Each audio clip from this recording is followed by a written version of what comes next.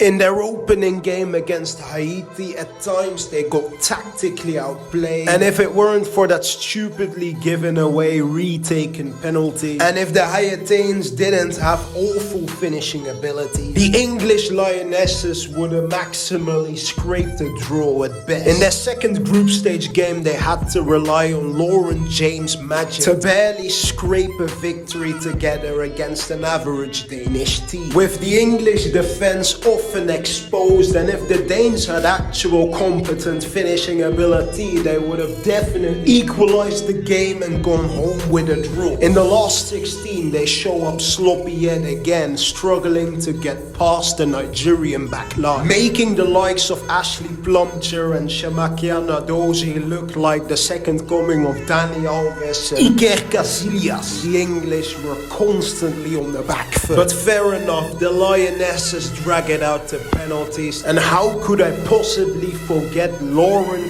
James Rodriguez did her best impersonation of Kepler Labran Lima Ferreira. In the quarters, they could have arguably been easily eliminated by the Colombian team as well, but were ultimately lucky enough that the Colombian goalkeeper decided to show the decision-making skills and reflexes of a 2018 Champions League final, Loris Karius.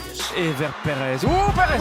Oh, Perez! Oh, Perez! Fact of the matter is, the English Lionesses thus far have produced scrappy, mid-tier, hustler-esque football which is so out of character compared to their Euro 2022 form. The only way that England managed to make a fist in the quarter-final game was by shoving the likes of Linda Caicedo repeatedly to the ground, and yet again showcasing that they play as if they came straight from the Stone Ages. Their attackers have been mainly dreadful and have shown the combined attacking threat of the fat one of Shaun the Sheep. Personally, I'm especially disappointed with the performances of Lauren Hem, who had been apparently branded as the female version of Raheem Sterling, showing that she clearly left the Euro 2022 form at home. Lucy Bronze looking like a 2011 Champions League Maicon, giving the ball away as if it were a Christmas present. Judy Carter at the back looking very shaky when she got absolutely rinsed and refrigerated by Colombian teenager Linda Caicedo. You can't seriously argue against the fact that Jennifer Hermoso on her own has been twice as effective as the entire English frontline combined. Nor can you deny the fact that the Jamaican and Nigerian defensive organization is way better than the English one. Spain has 3 realistic candidates to become player of the tournament. By comparison, the English squad only has 1 player who has lived up to their world-class status and has managed to showcase player of the tournament worthy performances on a consistent basis. And it's obviously their goalkeeper Mario bailing them out in every single dangerous situation. It's gotten to the point where I think Serena Wiegman's in-depth tactics are literally just to rely on Mario's reflexes and a shut up. Spain has objectively been the best team at this tournament, especially going forward. Coach Jorge Vilda has them playing slick, exquisite tiki-taka football, which has been applied near flawlessly in every game Spain have played. They cruised past Costa Rica, put 5 past Zambia, then again put 5 past the Swiss, dominated the majority of the game against the Dutch, to finally beat a really tough Swedish side in the semis. Seeing the Spanish team dominate possession and play beautiful attacking football looks eerily similar to 2010. But nevertheless, I still expect the English Lionesses to take the trophy home simply because Serena Wiegman. Don't call me arrogant. I'm European champion,